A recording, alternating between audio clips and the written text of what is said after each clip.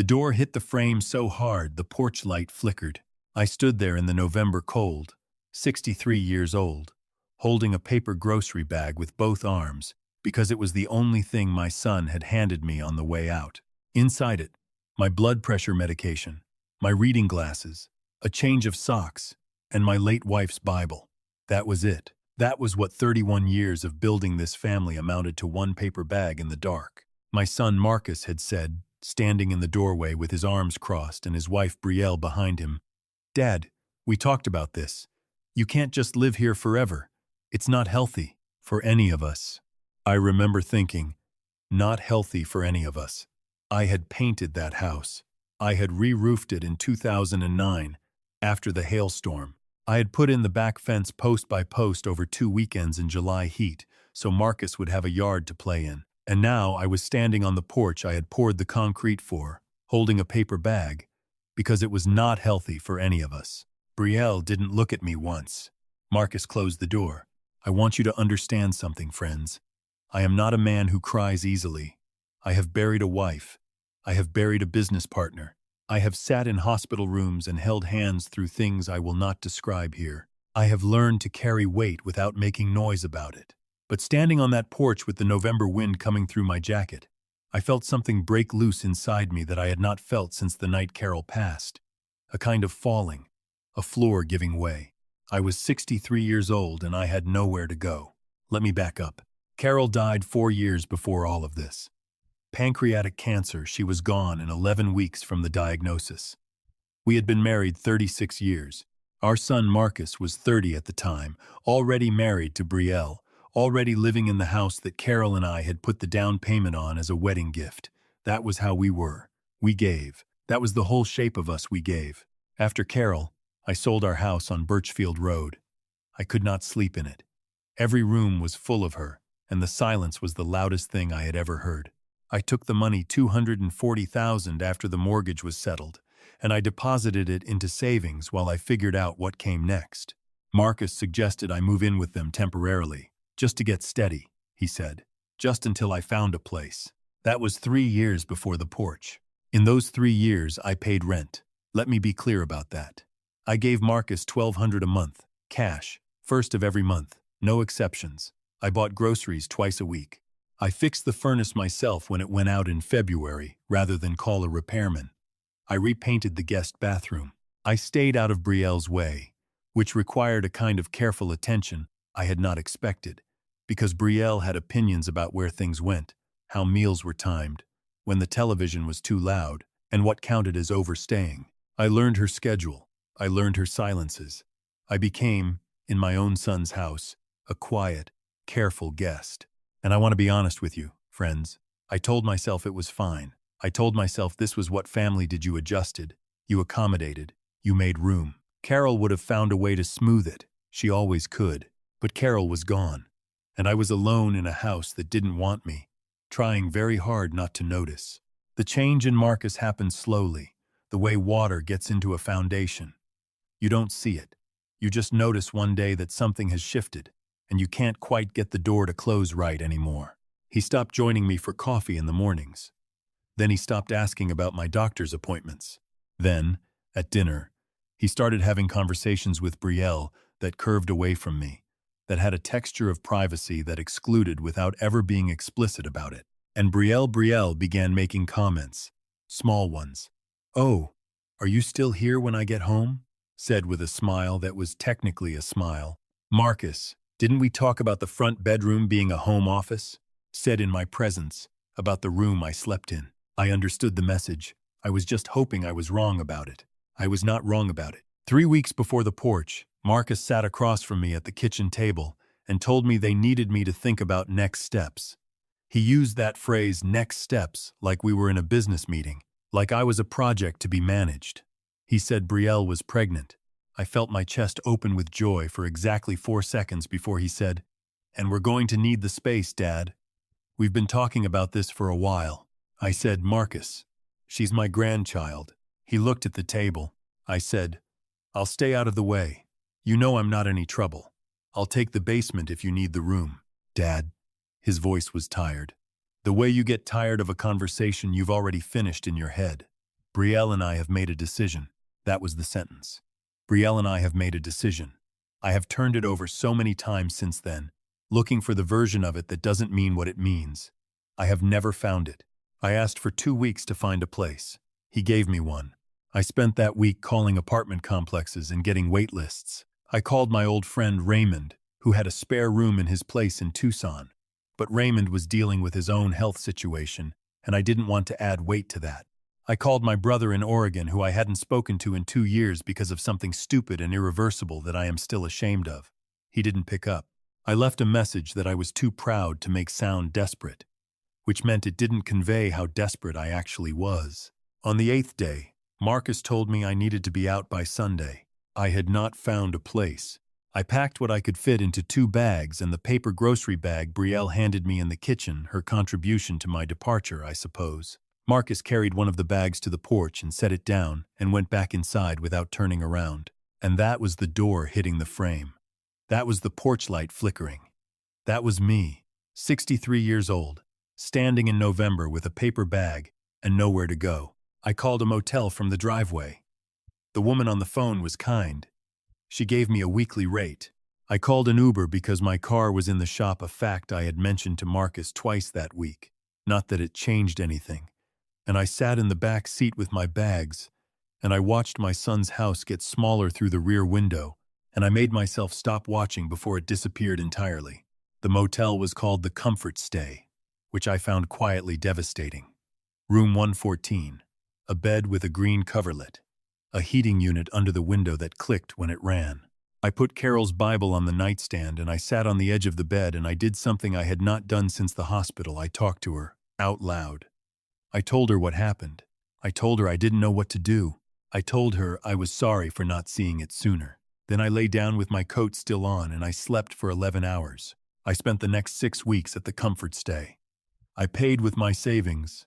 I found a part-time job doing bookkeeping for a hardware store nearby. I had been an accountant for 22 years before I retired, and numbers don't forget you just because you've been away from them. The owner was a man named Phil Garrett, 68, Vietnam veteran, who had the most efficient small business operation I had seen in a long time, and who let me work mornings and didn't ask many questions. I appreciated Phil more than I ever told him. I did not call Marcus. He called me twice. Both times, I let it go to voicemail. Both messages were short and said mostly the same thing. He hoped I was okay. He wanted me to know there were no hard feelings. No hard feelings. Like I was a contractor who hadn't gotten the bid. I did not return the calls. Here is the thing about being 63 and starting over. It is not the hardship that surprises you.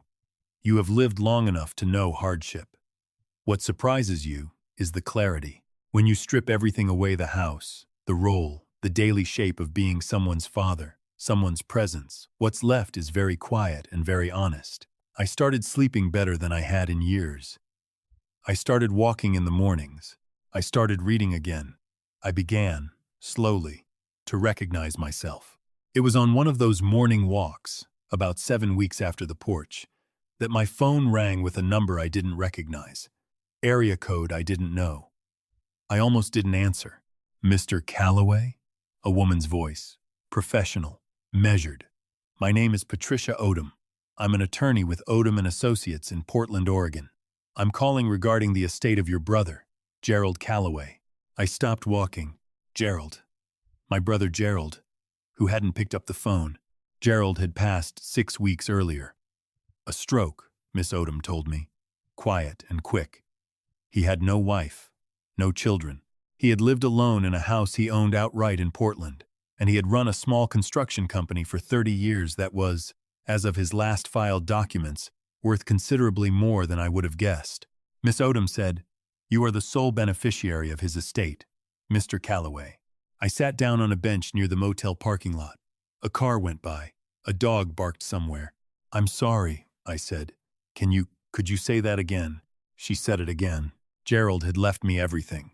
The house, the business, the accounts, everything, including a letter, which Miss Odom said had been sealed and marked for me personally to be delivered upon his passing.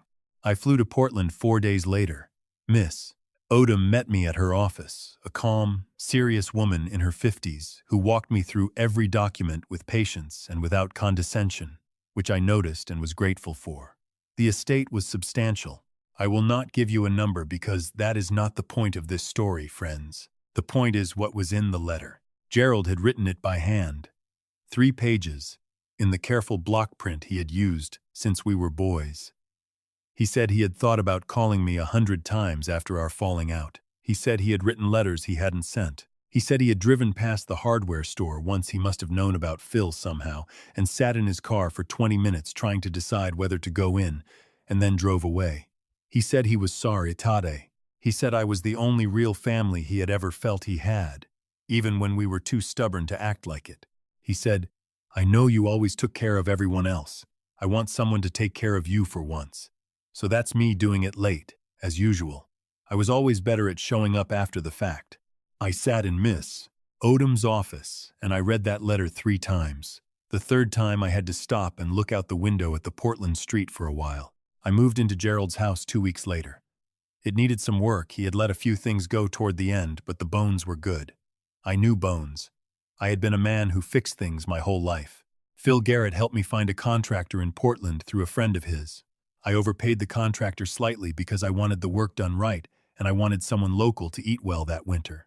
I did not tell Marcus any of this. He found out the way people find out things they have made themselves not pay attention to, from someone else. Brielle's mother, who knew someone, and the information arrived at Marcus's kitchen table, in the ordinary social way that information does, without warning or invitation. He called me on a Tuesday afternoon. I was in Gerald's kitchen, drinking coffee and reading a book, which is a thing I had not done on a Tuesday afternoon in as long as I could remember. When his name came up on my phone, I looked at it for a long moment. I thought about Gerald sitting in a car outside a hardware store for 20 minutes. I answered, Dad. His voice was different than I expected, smaller. I heard about Uncle Gerald. Yes, I said. A long pause.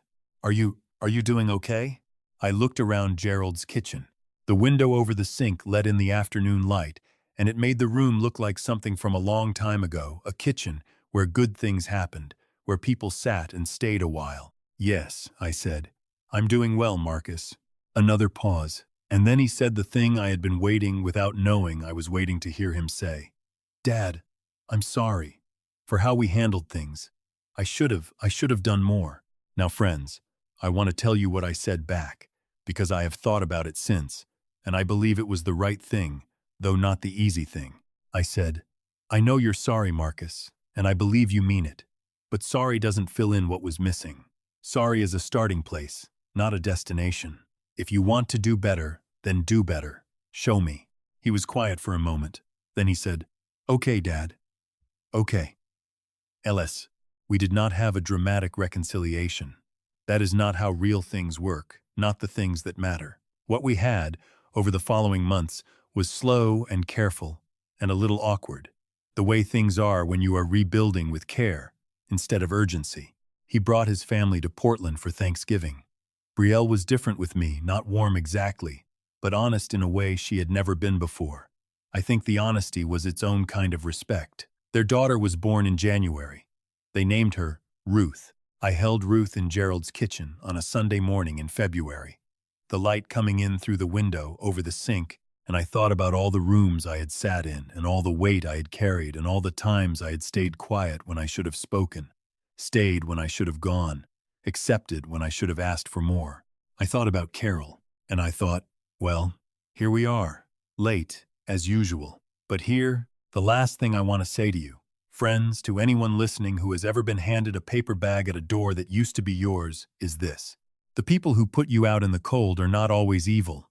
Sometimes they are just afraid, and fear in people without courage looks an awful lot like cruelty. You cannot fix that for them. You cannot love your way past someone else's cowardice. What you can do is keep walking. Keep your name clean. Do the work in front of you with whatever you have left.